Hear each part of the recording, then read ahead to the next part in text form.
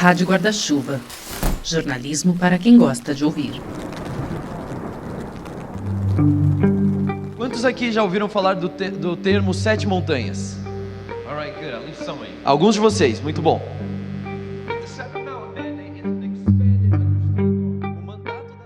Em setembro de 2018, um autor best-seller veio ao Brasil para uma série de palestras.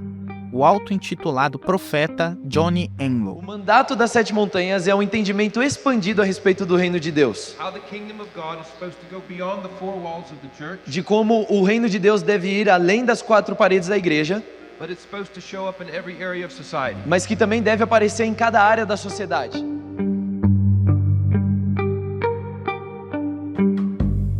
O Johnny Enlow é americano, mas nasceu no Peru, onde o pai dele foi missionário por 5 décadas. Ele é, abre aspas, líder apostólico sênior, fecha aspas, do Harvest International Ministries, ou HIM, uma organização de evangelização global.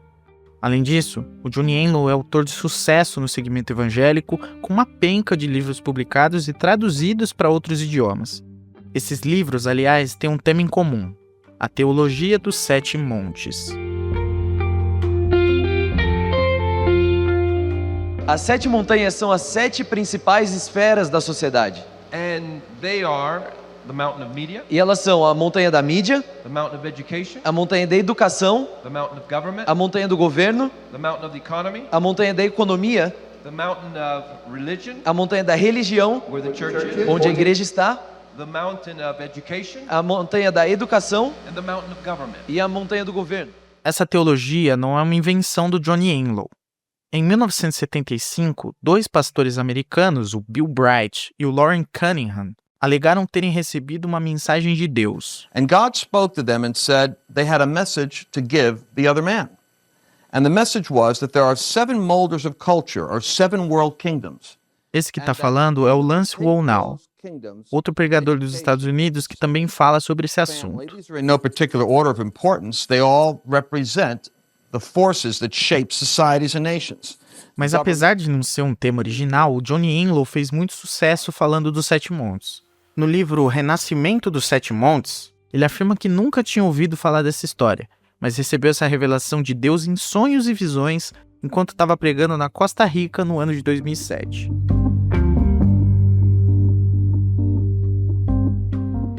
Ele começou a pregar sobre os 7 montes. E supostamente, sempre que ele falava sobre esse assunto, acabava a luz na igreja em que ele estava pregando.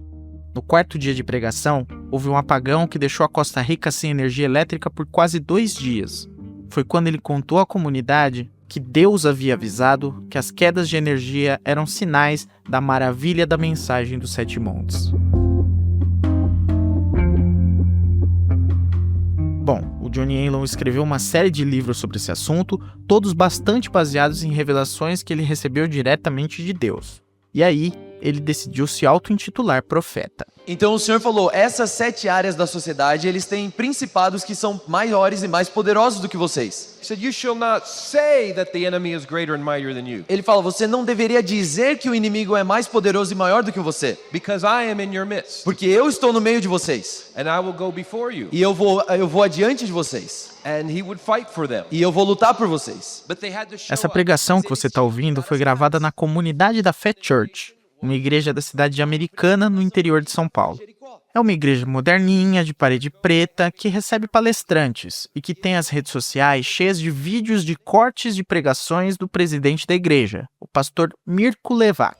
Quem lembra dessa propaganda que passava na TV? O menino acordava pela manhã e deixava um bilhetinho pro pai, perto da cama. Não esqueça da minha. Aí o pai ia no banheiro escovar o dente, tava lá o bilhetinho. Não esqueça da minha. Quando abria a maletinha, tava escrito lá, não esqueça da minha. Sabe o que aconteceu no Natal? A Calói apareceu. Não estou entendendo, pastor. Aquilo que ocupa a sua mente pode se materializar na sua vida. A gente precisa começar a declarar a palavra. Se você prestou atenção no discurso do pastor, você reparou que tem um quê de coach na fala dele, certo?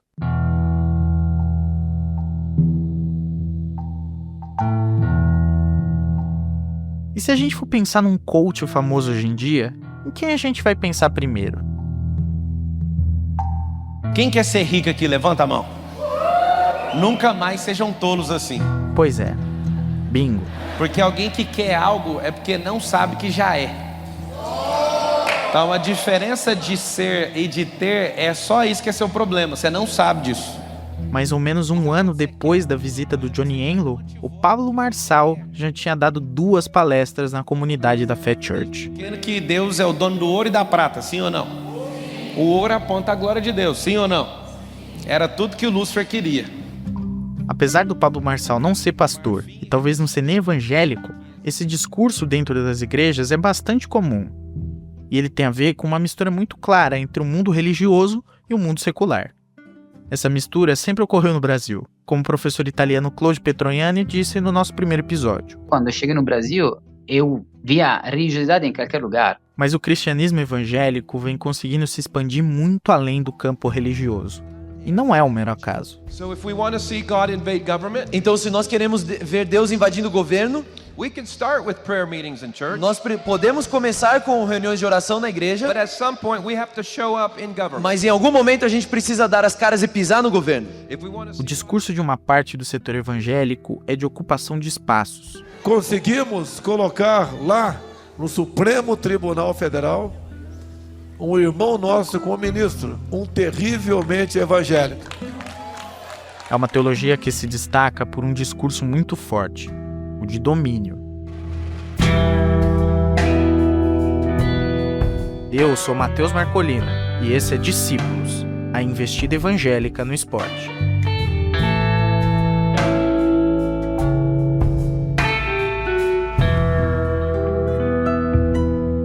Episódio 4. O domínio. No dia 24 de fevereiro de 2025, eu saí de casa para conhecer o personagem mais complexo dessa história.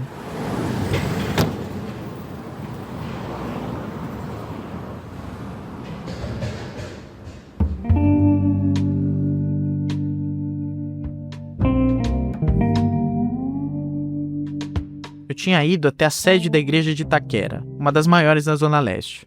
Apesar do tamanho não chamar tanta atenção do lado de fora, por dentro as coisas mudam muito de figura. É um ambiente muito bonito, iluminado, moderno, mas grande acima de tudo, é enorme. No térreo da igreja dá pra ver um salão, que deve abrigar bem mais de 1.000 pessoas, e uma área comercial, com uma loja de livros, uma loja de roupas, um mini mercado e um café. Tudo dentro da igreja. No andar de cima, dava para ver algumas salas e o equipamento de iluminação e de filmagem. Eu cheguei e fiquei esperando alguns minutos enquanto jogava uma conversa fora com um pastor. Depois você vai conhecer outras frentes social e vai ver a tua, que eu não vou adiantar, que aí pastor José sempre Depois de mais ou menos 20 minutos, o nosso protagonista chegou. Vamos subir lá, Matheus? Vamos sim. Ele, então, abriu a primeira fechadura eletrônica de uma porta de vidro. Tava comentando com o pastor que eu nunca tinha vindo aqui, mas é bem grande, né? É bem grande. A gente subiu as escadas e passou por mais uma fechadura eletrônica. Vi algumas salas de reunião, pessoas trabalhando. Aí sim, a última fechadura eletrônica. E finalmente chegamos a uma sala que parecia do diretor de uma multinacional. Grande, bonita, com vista para o andar de baixo. Era a sala do pastor.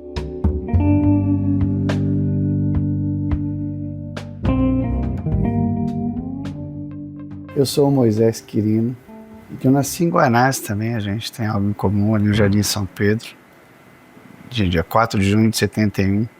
Então as ruas ali não tinha asfalto ainda, né? Toda a época pra gente ir pra cidade, tinha que ir até a estação de trem lá em Guanás, no Parque Central. O pastor Moisés me contou que o pai dele também foi pastor. Aos 19 anos, ele fez a conversão oficial e aceitou Jesus. Depois, passou a ajudar o pai, sendo líder de jovens da igreja O Brasil para Cristo, de Guaianazes.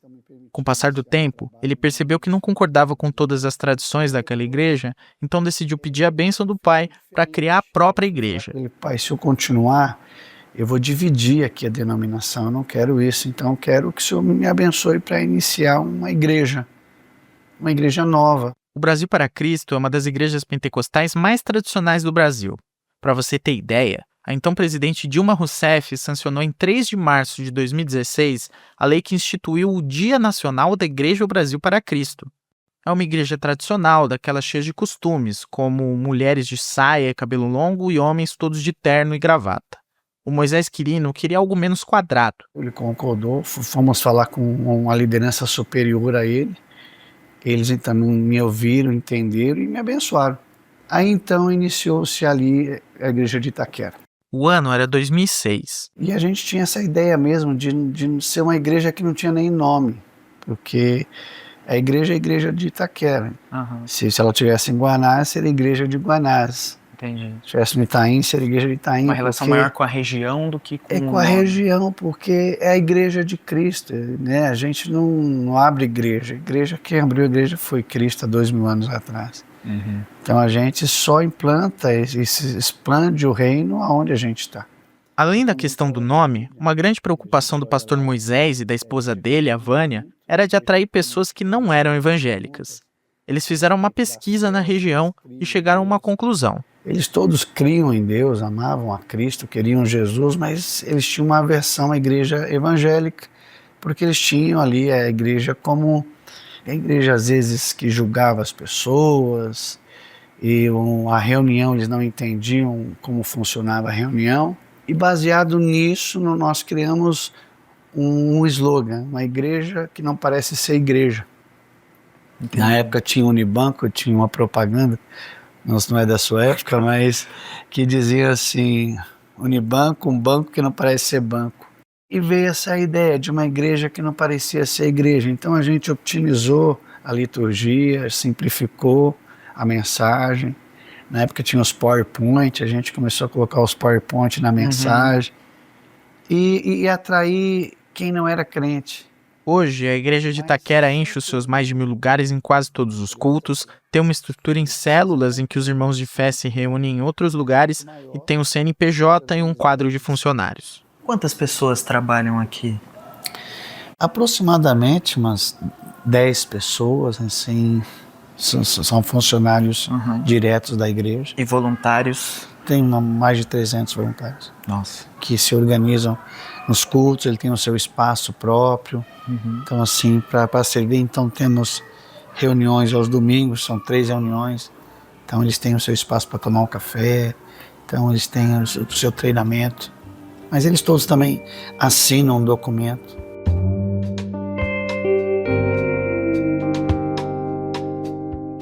No fim do último episódio, eu perguntei para o Eduardo, professor da Escola de Futebol Itaquera, como que se virava um pastor. Eu repeti essa pergunta ao Moisés Quirino, que é um pastor de fato. Como que uma pessoa se torna pastor? Tem que existir um chamado, né? Uma vontade, uma vocação. Eu acredito. Em outras igrejas, é claro, existe um curso, um seminário. Você fica anos, você se forma ali com a teologia e ali você encontra uma igreja que abre um espaço para você. Sim. Ali na Europa, Estados Unidos, é muito comum o pastor ser contratado. E aqui a gente tem igrejas que formam seus próprios pastores, como foi o meu caso, Brasil para Cristo. Eu fiz um ano ali de curso, existe uma apresentação e uma preparação e uma autorização. Se você for aprovado, aí então você é ungido pastor.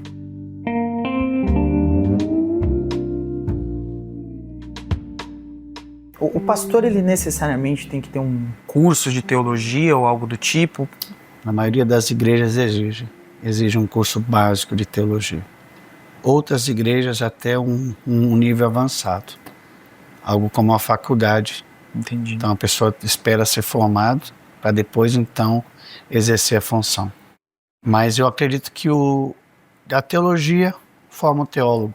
Você pode ser formado, pode ser um bom estudioso da Bíblia, mas não necessariamente um pastor.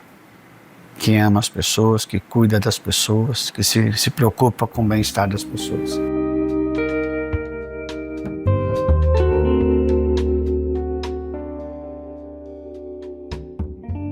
Eu perguntei sobre a formação de um pastor porque essa é uma área que gera discussão inclusive entre os evangélicos. Ao contrário de um padre que precisa passar por 4 anos de estudo de teologia antes de ser ordenado pela Igreja Católica, um pastor pode abrir uma igreja sem nunca ter aprendido sobre o assunto. Uma publicação feita pelo Seminário Teológico Sul-Americano em 2017 cita que menos de 10% dos pastores têm uma formação em teologia. Apesar desse desinteresse geral, inclusive do pastor Moisés, eu entrevistei um cara que sempre quis estudar teologia. Eu entendi que eu precisava aprofundar o meu conhecimento, né, na teologia, na palavra de Deus, na Bíblia. Precisava conhecer mais desse nosso Deus. Se você é uma pessoa fã de esporte paralímpico, talvez você já tenha reconhecido essa voz. Mas caso não tenha, eu vou deixar ele mesmo se apresentar. Bom, eu sou o Daniel Dias. Eu fui atleta aí paralímpico da natação por quase 20 anos da minha vida. Me tornei, nesses anos de carreira, o maior medalhista paralímpico da história dos Jogos, com 27 medalhas, das 27, 14 são de ouro. Tenho 33 medalhas e as 33 medalhas de ouro em Jogos Pan-Americanos. São 40 medalhas em campeonatos mundiais, 31 delas de ouro. O Daniel Dias é o maior atleta paralímpico da história do Brasil. Depois de se aposentar das piscinas em 2021, ele se tornou palestrante e decidiu se aprofundar em algo que sempre chamou a atenção dele. E aí eu tive o privilégio de poder fazer a teologia, 2 pós-graduações, né, tanto em sistemática, teologia sistemática, como teologia bíblica, aprofundar mais meu conhecimento. E isso nada, Daniel, poxa, você imaginava ser um pastor? Não, eu queria conhecer mais, por eu saber que as pessoas saberiam da minha fé e sabem da minha fé, um dia pode perguntar algo e eu tenho que estar preparado para aquilo, né? Durante a hora que passou conversando comigo, o Daniel Dias frisou muitas vezes a importância da fé na carreira vitoriosa que ele teve. Ele nasceu com uma má formação congênita nos membros superiores e na perna direita, mas desde cedo ele já se mostrou atleta. Conheceu o esporte paralímpico aos 16 anos, quando acompanhou as Paralimpíadas de Atenas 2004. E nisso você já nadava? Não me afogava. Acho que essa é a melhor definição. Foi tudo muito rápido na carreira do Daniel. Em 2006, menos de 2 anos depois de começar a nadar, ele já estava disputando o primeiro Mundial da carreira. Em 2007, disputou o PAN no Rio de Janeiro. E em 2008, já estava em Pequim, para a primeira das 5 participações em Jogos Paralímpicos. E eu chego ali e ganho 9 medalhas, 4 de ouro, 4 de prata, 1 de bronze. Eu saio dali como o maior medalhista dos Jogos, chego no Brasil, começo a conceder entrevistas. Poxa, muita coisa aconteceu e que aí, sendo bem sincero, eu passo a ter uma noção. Mas quando eu estava lá, eu estava só me divertindo, sorrindo e conquistando medalha. Mas ali eu já tinha ciência disso, do dom que Deus tinha me dado e que eu precisava lapidar e treinar e fazer minha parte, que foi o que eu fiz. Eu treinei muito, me dediquei e sempre confiando, né, nesse dom e talento que Deus me deu. E a gente já escutou muitos atletas falando sobre o dom no esporte, que Deus abençoou com talento. A trajetória meteórica do Daniel, somada à fé dele, me obrigou a fazer aquela pergunta. Foi Deus? Você citou o dom e você citou o treinamento também. Como que você acha que é essa relação entre ter o dom e ter o treinamento? Você acha que você chegou onde você chegou por causa do seu dom ou por causa do seu treinamento ou por causa dos dois? Essa é uma ótima pergunta. Eu diria que foi por causa dos dois, porque na minha carreira esportiva como um todo eu vi muitos dons, muitos talentos, caras talentosíssimos, mas não tinha muita garra, vamos dizer assim. E essa é a nossa vida, a gente vê pessoas talentosíssimas e não tem tanta garra. Você vê caras que têm muita garra e não tem tanto talento, mas que eles conseguem se nivelar e talvez o que tem mais garra consegue até chegar mais longe do que quem tem talento. Isso faz parte da vida e eu entendia que eu tinha um dom porque eu aprendi a nadar os 4 estilos em apenas 8 aulas. Isso é muito rápido, mas que eu entendia também, não adianta eu ter esse dom se eu não treinar, se eu não me dedicar, se eu não tiver a garra, foco, determinação, e que foi o que eu destacaria na minha carreira. Eu não vou falar que eu só tenho dom. Sim, eu tenho dom, mas o que eu mais destaco na minha carreira foi meus dias de treinamento, a minha rotina, mas que eu fazia aquilo com um sorriso no rosto, era prazeroso para mim. O professor Claudio Petroniani me falou sobre a questão do dom. Você recebe o dom e de alguma forma você tem que devolver. Então a devolução é justamente você pregar o evangelho. Nessa relação de dom contra dom. Esporte e religião sempre teve interações, relações, né? Se serviram mutuamente, né? De alguma forma. E aí, dá para devolver para Deus de muitas formas. O Alex Dias Ribeiro decidiu adesivar a frase Cristo salva na lateral dos carros de corrida dele. No caso do Daniel Dias, a carreira espetacular foi uma forma de devolução. Ele honrou o dom que acredita ter recebido de Deus. Eu não mudaria nada do que eu fiz, até dos erros que eu tive, porque, cara, foi muito melhor do que eu imaginava, Matheus. E aí, para mim, entra numa questão da minha fé. Foi muito mais do que eu pedi ou imaginei um dia nas minhas conversas com Deus. Foi muito maior do que eu imaginava. Se você falasse, estivesse entrevistando aquele garoto com 16 anos e chegasse e perguntasse para ele, Daniel, o que você sonha em conquistar na sua carreira? Eu não chegaria nem perto do que eu conquistei.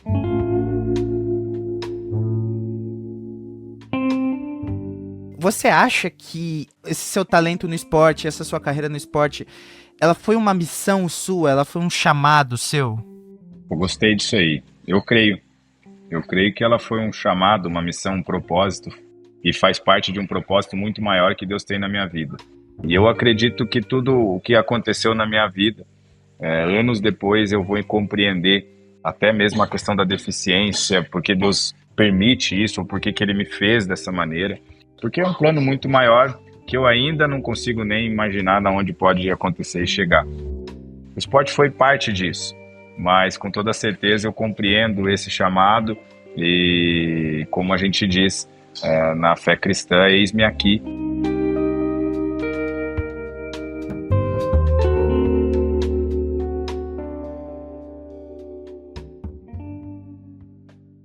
Quando eu comecei as pesquisas desse podcast, surgiu um termo que era novo para mim: teologia do domínio. Eu estudei um pouco sobre o assunto, li alguns livros, e quando eu conversei com a Cecília Loreto Maris, socióloga e especialista em pentecostalismo, eu pedi para ela me explicar melhor o que era essa teologia. Começou um pouco esse Peter Wagner, um batista que veio fazer missão na Bolívia, na América Latina, né? E ele também ficava encantado como as igrejas pentecostais vão crescendo, e ele se converte ao pentecostalismo também. Ele não era pentecostal. O Peter Wagner, que a professora Cecília cita, é mais um dos nomes que influenciaram na difusão da teologia dos Sete Montes, que você ouviu no começo do episódio.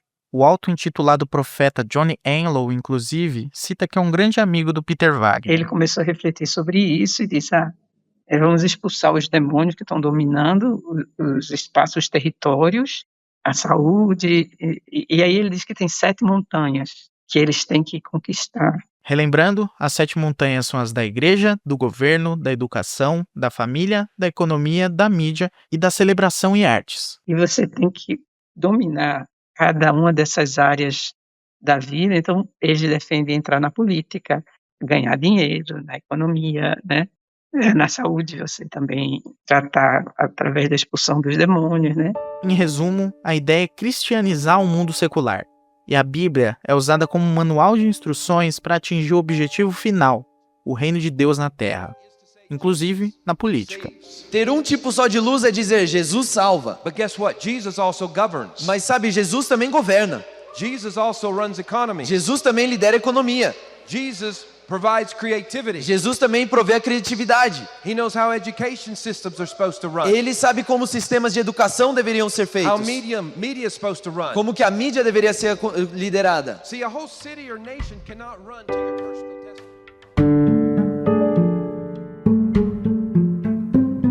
Como que foi a mudança de mindset, se a gente pode dizer? Alô, Pablo Marçal. De crente não se mete em política para ser a maior bancada do Congresso Nacional. Qual foi o ponto de virada? O que aconteceu? A gente pode falar que foi a Constituição Cidadã, a Constituição de 1988? Perfeito, podemos falar exatamente isso. Eu acho que... Ana Virgínia Balussier, repórter de religião da Folha de São Paulo e autora do livro Púlpito, Fé, Poder e o Brasil dos Evangélicos. Os evangélicos, de fato, não se metiam em política. Você tem alguns exemplos bissextos de evangélicos que se elegeram, muitos deles sem a bandeira de ser um pastor, apenas eram evangélicos, poderiam ser católicos, espíritas, enfim. E tem poucos em que eles estavam lá como candidato da igreja. E aí, um homem chamado Josué Silvestre, que era assessor parlamentar e um fiel membro da Igreja Assembleia de Deus, escreveu um livro chamado Irmão Vota em Irmão. Não foi ele que inventou nada, mas ele condensou essa ideia que tem muito a ver com algumas teologias que a gente pode falar, a teologia do domínio, a teologia dos 7 montes, que é Deus colocou você na terra para evangelizar. Ide e pregai o evangelho. Como é que você fará isso apartado do mundo? Não existe essa possibilidade, você tem que estar lá. Antigamente tinha essa ideia que é o reino dos céus que importa. Então não interessa o que você faça, você quer pegar o trem-bala para lá e fica quietinho na sua, não se mete. Na Constituinte, quando a gente estava formando novos acordos sociais, na época era o divórcio, era a questão LGBT, que não era só questão gay na época, era a questão do aborto, era a questão feminista, de que direitos deveriam valer ou não, começou a ideia de que não. A gente tem que estar lá para opinar sobre isso, porque senão o outro lado ela vai levar tudo, e não é o que Deus quer, não é o pacto que a gente tem que ter com Deus. E aí, desde então, foi de novo a multiplicação, né? Dessa presença aí como um plano de poder mesmo. Não por acaso, o Bispo Edir Macedo tem um livro chamado Plano de Poder.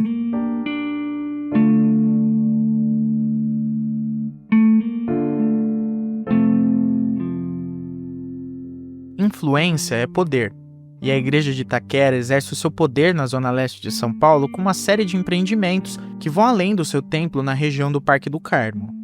O principal dos projetos é o Colégio Evangélico de Itaquera, que tem 3 unidades. Uma delas, aliás, fica no terreno ao lado da igreja. Anos atrás nós entendimos que a gente pode alcançar nossa comunidade de uma maneira mais eficaz. E para a gente mudar a cultura, a gente tem que entrar na educação.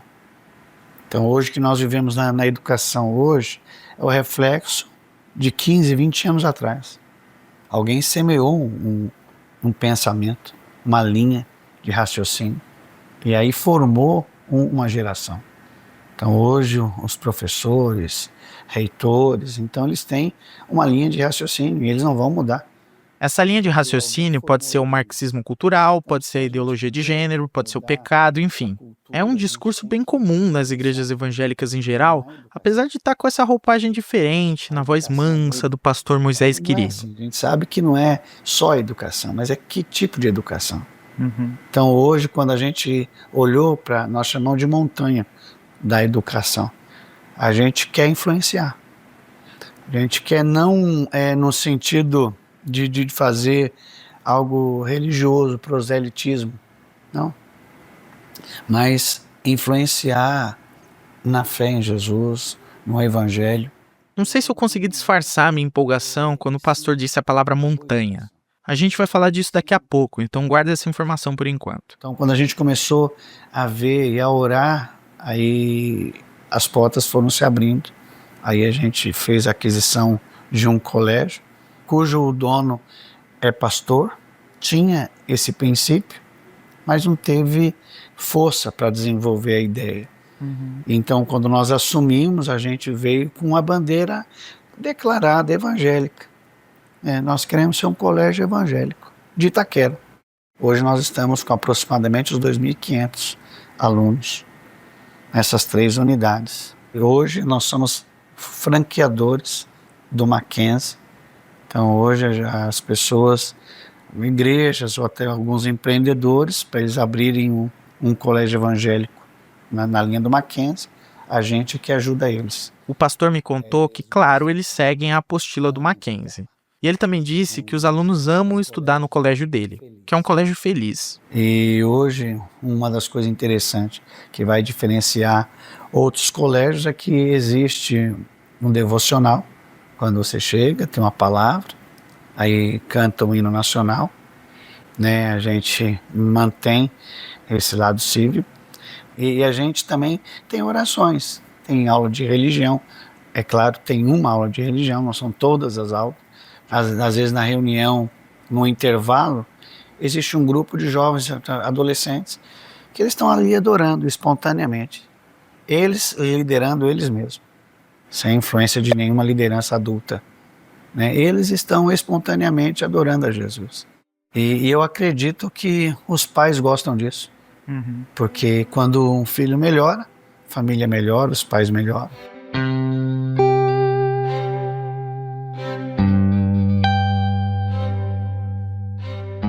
No último episódio, você escutou a história da Escola de Futebol Itaquera, do professor Eduardo. Essa escola foi vinculada à igreja de Itaquera por alguns anos, e esse foi um dos principais motivos de eu procurar o pastor Moisés Quirino. Eu tenho um filho, Jonathan, né? Esse aqui, deixa eu mostrar ele aqui. Seu Jonathan. E ele, anos atrás, ele falou, pai, eu quero entrar numa escolinha de futebol. Eu falei, puxa, que legal. Legal, então. Aí eu lembrei do Du, que você conheceu. E o Du tinha um projeto engavetado. E eu falei, Du, e aí, cara, escolinha e tal, o que você acha?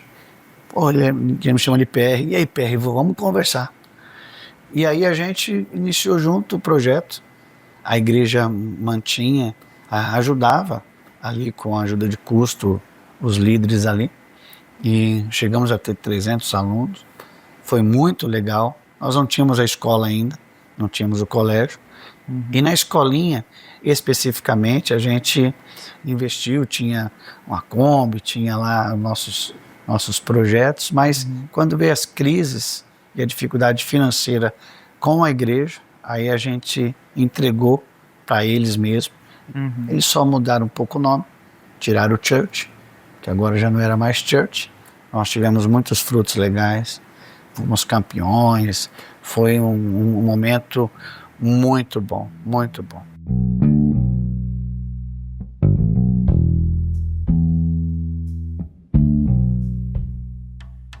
Eu fiquei alguns minutos me preparando para perguntar sobre a teologia do domínio ao pastor Moisés. Não queria usar a palavra domínio, claro, mas eu perguntei sobre a teologia das 7 montanhas. Você citou a montanha, e a montanha da educação, né? Isso me chamou a atenção. Eu li, não tem muito tempo, sobre um teólogo, Peter Wagner, sobre as 7 montanhas. Eu não sei se tem alguma coisa a ver com... Mateus, assim, eu vi a respeito desse livro, sim, possivelmente até tenha lido ele, mas a montanha foi a maneira de eu ver, assim, a cidade. Então, assim como tem a montanha da educação, tem a do governo, da economia, da cultura, das famílias, da religião, da área da comunicação, como a gente pode vir do esporte. Então não são só 7, são as montanhas, quer dizer, existe uma liderança de uma cidade, existe a influência de uma cidade, então e são áreas de influência. Então essa influência que a gente fala na montanha não é no sentido religioso cristianizar, mas trazer o reino de Deus. E Jesus nos ensina, venha a nós o teu reino, seja feita a tua vontade. Aí usa a expressão aqui, Itaquera como no céu. Então eu quero que o reino do céu se estabeleça aqui em Itaquera. E a gente sabe que o mal é organizado. E é intencionalizado. E tem entrado em áreas que nos assustam. Porque o bem se omite. E eu olho a igreja como bem comum. Apesar de ser popular entre as igrejas no geral, a batalha espiritual do bem contra o mal é uma máxima bem destacável dessa teologia do domínio. Eu tenho o hábito de entrar nas salas para fazer uma oração. E sempre lembrando aquele jovem que ele vai escolher uma montanha para ele subir. Falou, poxa, eu quero subir na montanha do esporte. Eu quero chegar no summit dela, no topo dela. Então eu aconselho ela, esse jovem falou, mira e ora. E leva a Deus com você. Leva a Deus e quando você chegar lá, fala glória a Deus. Você vai dar graças a Deus.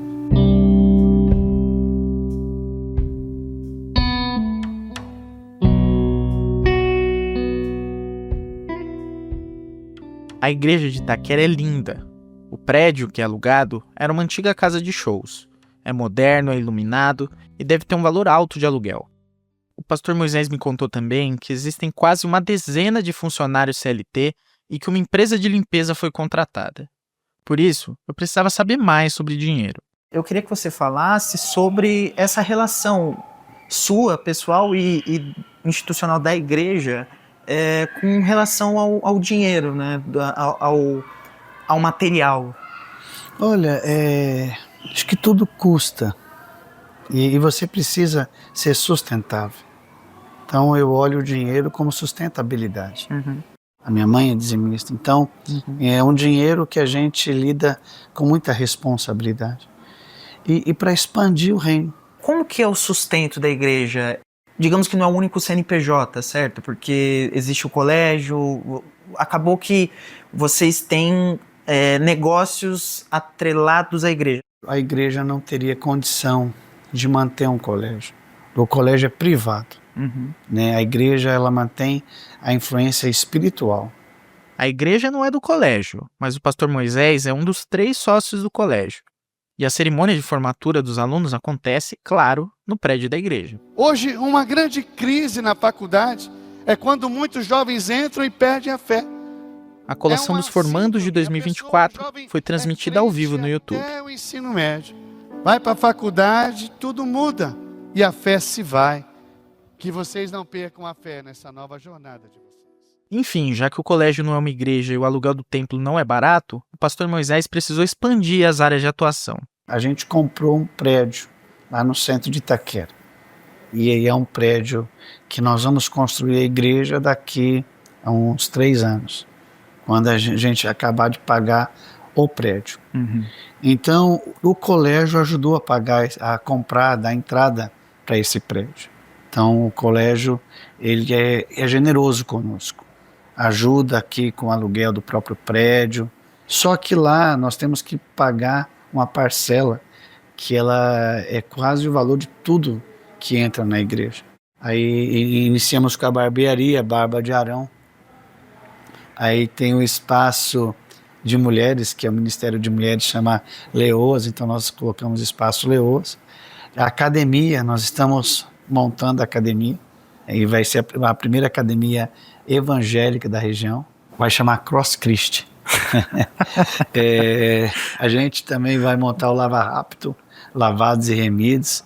Então, assim, sempre usando a conotação evangélica, nós somos um público grande, um desafio grande, e a gente quer usar o próprio público, aquilo serviço que você vai fazer em algum lugar, faz com a gente. Eu fiquei meio anestesiado com o nome dos empreendimentos, então eu pedi para ele me explicar melhor, começando pela academia. Vai ser um sistema diferente, porque vai ser separado, homens e mulheres, vai ter música gospel, né, para tocar, os professores todos evangélicos. Então, assim, como o nosso público evangélico é grande, e hoje existe uma dificuldade do próprio evangélico frequentar uma academia, né, porque é um lugar de muita sensualidade, né? Então, assim, ali vai ser uma academia que nós buscamos que não tenha essa sensualidade. A barbearia, com um conceito parecido, veio de uma experiência do próprio pastor. Um dia ele estava procurando uma barbearia, escutou uma música gospel, se sentiu atraído e cortou o cabelo lá. Ele frequentou essa barbearia por anos. Só que o tempo passou e um dia ele chegou lá e notou uma música muito alta, que definitivamente não era gospel, e uma galera falando palavrões. Aquilo me incomodou. Eu falei, cara, eu queria ir para um lugar que eu pudesse ouvir uma música que eu gosto. Né? Um ambiente que eu não precisava ouvir esse assunto. E aí surgiu a ideia de uma barbearia evangélica. E aí eu imagino que você deve estar se perguntando: no que uma barbearia evangélica se diferencia de uma barbearia comum? Eu também fiquei com essa dúvida. A gente coloca um louvor e o ambiente lá é Jesus, é uma coisa de igreja, né? Claro, a gente tem uma mesa de bilhar, a gente joga um bilhar ali dentro, a gente fala de futebol, né? A gente pode falar do que quiser, mas sem ser aquele ambiente pesado, aquele ambiente que não tem bebida alcoólica, né? Aquele ambiente em que a gente não vai ficar falando de coisa pornográfica, né? E um ambiente que a gente se sente bem. O pastor Moisés Quirino é capelão hospitalar e faz esse tipo de trabalho desde antes de ser pastor. Por isso, o maior sonho dele é conseguir criar uma clínica evangélica de Itaquera. Mas ali você imagina um lugar que vai ter consulta médica, mas eu vou ter a liberdade de orar. Eu tenho um sonho de ter um hospital evangélico. Hospital Evangélico de Itaquera, assim como é o colégio. Eu consigo ver uns médicos, né, ali que eles podem falar, ó, eu vou te consultar, mas vamos orar junto também. Você vai fazer o exame, vamos orar junto.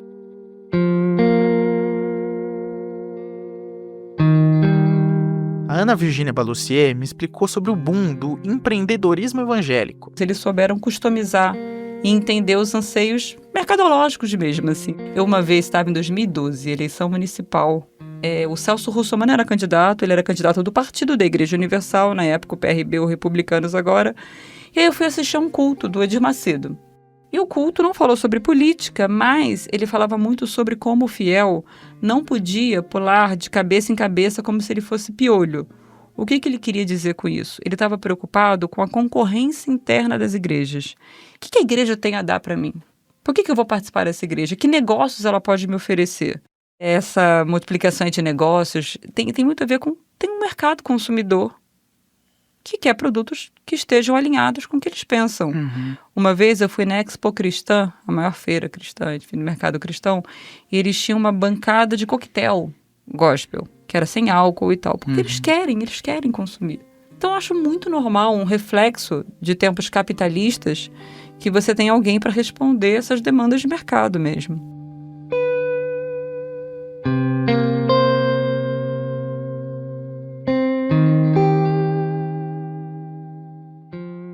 Empreendedorismo, religião e política são áreas que estão cada vez mais correlacionadas. A campanha do Pablo Marçal à Prefeitura de São Paulo mostrou bem. A eleição de Jair Bolsonaro em 2018 também. E a gente sabe que o discurso religioso é usado de maneira oportunista por essas pessoas, que esses políticos nem sempre representam um pensar religioso verdadeiro. Por isso, eu perguntei para o pastor Moisés Quirino sobre política. Hoje nós temos uma amizade com a subprefeitura. Inclusive, na última reunião de Santa Ceia, o subprefeito, Rafael Limonta, subprefeito de Itaquera desde 2023. Nas eleições municipais de 2024, ele foi um dos 2 servidores que infringiram a lei eleitoral, pagando por anúncios impulsionados no Instagram a favor do prefeito Ricardo Nunes, que tentava a reeleição. Ele veio prestar contas, um culto público, sobre as obras feitas em Itaquera. Eu achei legal. Puxa, isso não é comum. Né? Numa igreja, reunião evangélica, o líder, que nem é evangélico, ele é católico, né? E ele se sente muito bem em vir aqui para prestar conta. Nós temos um projeto no aniversário de Itaquera, a gente fazer um evento gospel. Puxa, se eu tenho 30% de crente em Itaquera, por que eu não posso fazer um evento para atrair esse público? Quando eu perguntei sobre a relação da igreja com políticos evangélicos, o pastor Moisés adotou um discurso moderado. Infelizmente, nós temos representantes evangélicos que não representam a nossa fé.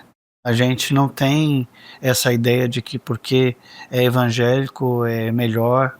Não. Principalmente nessas áreas de governo, essas áreas de influência em que o caráter é fundamental e ele independe da sua religião. Enquanto ele falava, eu interpretei um certo distanciamento entre a igreja de Itaquera e a política partidária. Eu fui checar se era isso mesmo, e eu me surpreendi um pouco. A paz, igreja, uma boa noite a todos, amém? Sejam muito bem-vindos a esse dia tão especial. Essa que tá falando é a Vânia Quirino, esposa do pastor Moisés, no evento em outubro de 2022. Uma semana antes do segundo turno das eleições. Nessa noite, que o Brasil é do Senhor Jesus, que São Paulo pertence ao Senhor Jesus e que Itaquera é do Senhor Jesus. Amém? Como você pode imaginar, a igreja de Itaquera recebeu uma presença ilustre naquela noite de sábado. E você ouviu um trecho do discurso dele no começo desse episódio. Obrigada. Vamos aplaudir ao Senhor pelo presidente. Muito bem-vindo a essa casa. Bem-vindo a Itaquera.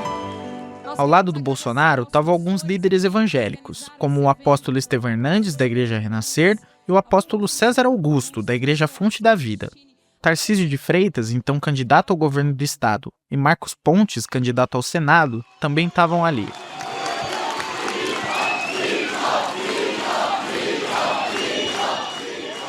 Senhoras e senhores, boa noite.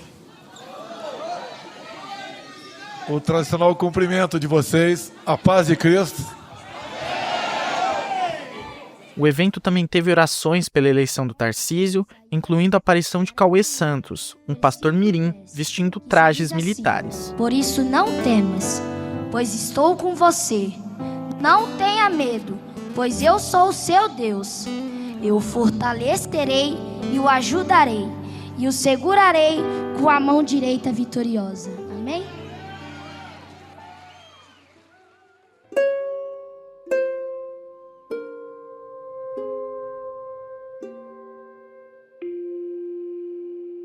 Eu saí da entrevista com o pastor Moisés Quirino com um sentimento estranho. Por um lado, ele representa bem o que eu vinha pesquisando há muitos meses. A igreja dele é um exemplo da teologia do domínio e tal teve presente em todas as esferas possíveis da sociedade, incluindo a política, a educação e o esporte. Por outro lado, eu recebi vários relatos da importância social que a igreja de Itaquera tem na região. O pastor Moisés é sempre descrito como um cara generoso, e ele parece ser bem intencionado, mesmo que gere incômodo em alguns o fato dele tratar a igreja como uma empresa. Mas nem sempre foi assim. Em algum momento, a igreja de Itaquera adotou essa teologia, assim como muitas outras igrejas brasileiras. A teologia dos Sete Montes veio dos Estados Unidos e se tornou uma febre. Eu perguntei para Ana Virgínia Balussier por que isso aconteceu. Primeiro, essa aderência, sobretudo, numa cúpula, digamos, numa base pensadora, né? Não necessariamente ela contamina os fiéis, ela contamina de uma forma mais, digamos, espalhada, esparramada, assim. Não é que eles pensam, vou seguir a teologia do domínio, ou a teologia da batalha espiritual, ou a teologia dos Sete Montes. Mas eu acho que ela pegou por essa ideia de ocupação social mesmo. Por muito tempo, os evangélicos foram não só voluntariamente apartados da sociedade. A sociedade também os apartava. Esse crente, não quero saber. Olha que ridículo esse pessoal com a Bíblia no sovaco e o terninho e tal. Existe talvez um pouco de ressentimento mesmo dessa base evangélica e uma necessidade de ocupar, seja a família, para você expulsar o marxismo cultural, a ideologia de gênero. Então você tem essa cultura do medo também, de olha, se eu não ocupar, vão ocupar o meu espaço. Vão falar para minha família o que ela deve ser, vão falar para o meu filho o que ele tem que ser. Obviamente eu não estou defendendo isso aqui, mas vão falar para o meu filho se ele tem que ser gay, se ele tem que ser trans, vão influenciar. Se eu não ocupar as novelas, se eu não estou ocupando o noticiário, se eu não tiver uma rede de TV própria, uma rádio minha, um podcast, eles vão falar pela gente. Eles vão falar, então, Deus me colocou com essa missão. Se Deus é tão bom, Jesus Cristo é o Senhor, por que eu estou aqui perdendo meu tempo em vez de evangelizar, ir e evangelizar, né, como prega a Bíblia? Então, eu acho que nasceu muito dessa também...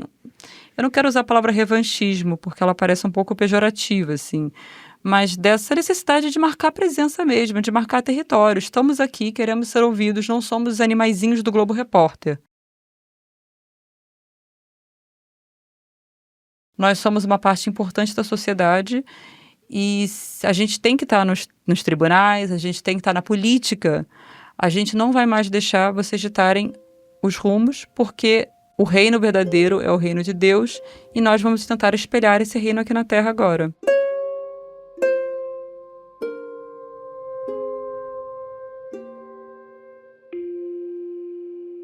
Pouco mais de um mês antes da finalização desse episódio, a igreja de Itaquera inaugurou uma nova sede. Ela é tão imponente quanto a anterior, e agora tem um estacionamento ao lado. Esse novo templo, que é alugado, fica a 2 quilômetros do terreno que eu visitei em 2025, mas está a poucos metros da unidade principal do Colégio Evangélico de Itaquera. Mas tem um porém aqui. Aquele prédio comprado pelo pastor Moisés, onde funcionavam o salão de beleza e a barbearia, foi alugado para a igreja Bola de Neve. A igreja de Itaquera estava com dificuldades para pagar a mensalidade do imóvel, de cerca de R$200 mil, mesmo com as campanhas entre os fiéis para arrecadar o dinheiro. Tanto o espaço Leoas quanto a barbearia Barba de Arão estão fechados no momento. Mas o pastor Moisés pretende reabrir os negócios num espaço que já está alugado e que fica bem próximo do colégio. Segundo fontes dentro da igreja, os planos do pastor também incluem a criação de uma ótica e de uma clínica médica para crianças atípicas. Todos esses empreendimentos, claro, evangélicos.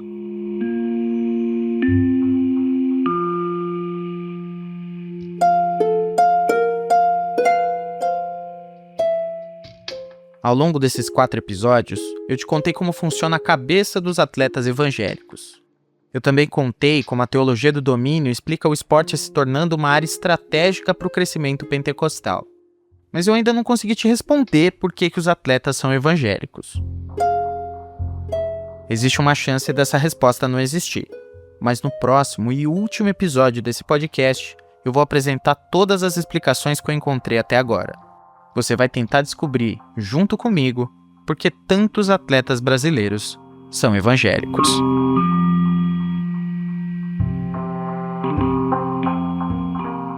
Eu quero terminar esse episódio te convidando a conhecer o Afluente, um dos podcasts parceiros da Rádio Guarda-Chuva. Nele, o jornalista Bruno Tadeu conta histórias da região amazônica. No último episódio, o Bruno denunciou como um projeto de mineração de potássio no município de Altazes, no Amazonas, está impactando o povo indígena da etnia Mura. Se você se interessa por jornalismo independente e de qualidade, não perde tempo. Procura pelo Afluente no seu tocador preferido.